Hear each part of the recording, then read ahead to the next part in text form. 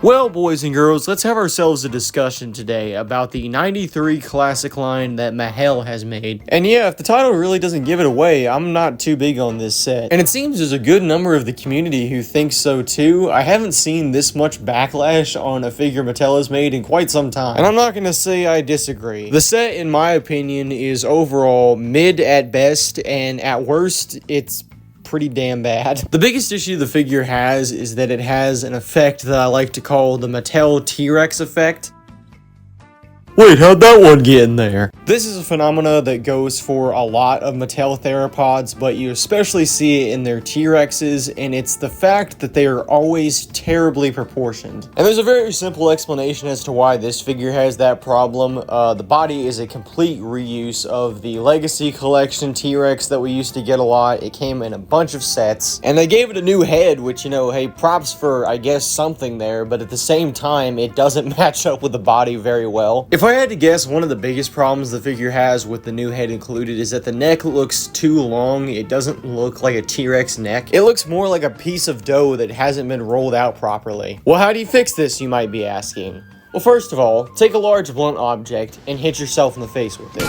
You're not a Mattel toy designer. You don't have any right to say how it can and cannot be fixed. The figure is fucked as is, so that's it. Unless you would like to pay affordable prices for a replacement head sold at the Marco makes. Fuck you. Instead of doing that, though, I would suggest Mattel start making figures that actually look decent, especially Tyrannosaurs, because Jesus Christ. Now, this is supposed to be a young T-Rex. That's a very important thing to keep in mind, and I'm sure some of you guys are saying that's why the proportions are all screwy.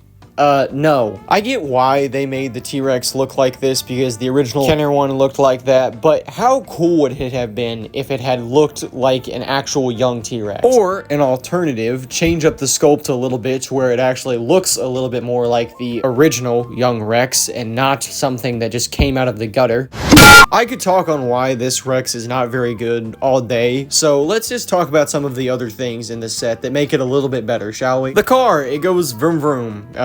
Yeah, that's cool. That's actually one of the better things in the set, and it just fucking rolls. That's about it. Ray Arnold is a really weird choice for the 93 classic line, but honestly, I'm not that mad about it. The figure doesn't look terrible. It's just, you know, a Ray Arnold figure. And finally, you have the capture gear, which is cool. I do like they included it, and it's probably some of the best we've gotten in the entire line so far, but at that same time, you have to buy so much shit to get that. I'm being so for real. Is any of this actually necessary? I'm sure a lot of people already have a Jeep, for one thing. I'm sure a lot of people probably have a Ray Arnold figure, considering it was in the Hammond collection for a little while. And God, don't even get me started on T-Rex.